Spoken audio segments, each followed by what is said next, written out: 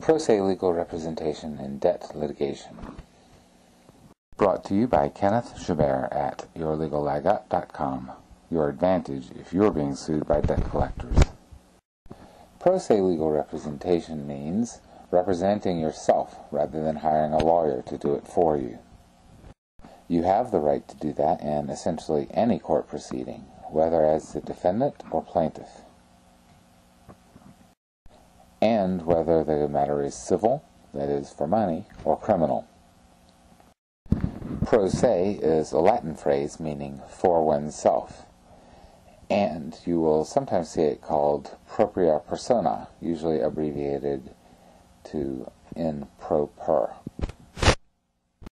In England and Wales, the comparable status is that of litigant in person. Although many people fear the thought of representing themselves in court, it isn't rare.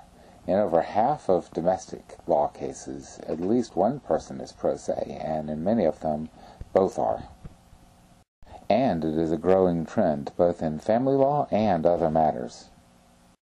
One kind of law trending towards self-representation is debt law or collection law. That's because debt law or collection law is not complicated, and it tends to involve people who often cannot afford a lawyer. You could say necessity is the mother of invention. And because it is simple, and because the cases typically don't involve a lot of money, in the legal sense of the word, representing yourself can actually be an advantage. It doesn't take long to make your case unprofitable for the company suing you. The right of self-representation has long been established in the United States. In fact, the first law giving people that right was signed by George Washington.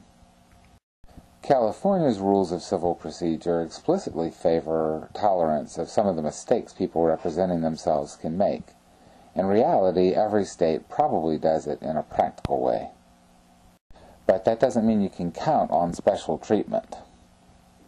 Just forgiveness of a few of the errors that you might make by accident.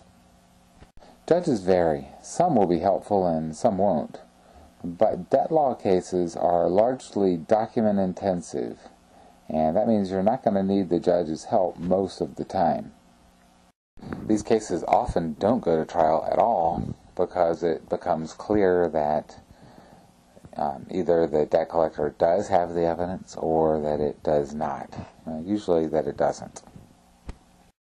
The judges may not be thrilled to have a pro se case because it does make things a little tougher for them. But in my experience, they always respect hard work and effort. In debt law cases, at least, you can do a pretty good job with a little study and a little help. And that's often all it takes to win the case or drive the debt collector away. To get more help on fighting debt collectors and their lawsuits, go to yourlegallagat.com. Get my litigation manual and forms, and defend yourself from the debt collectors.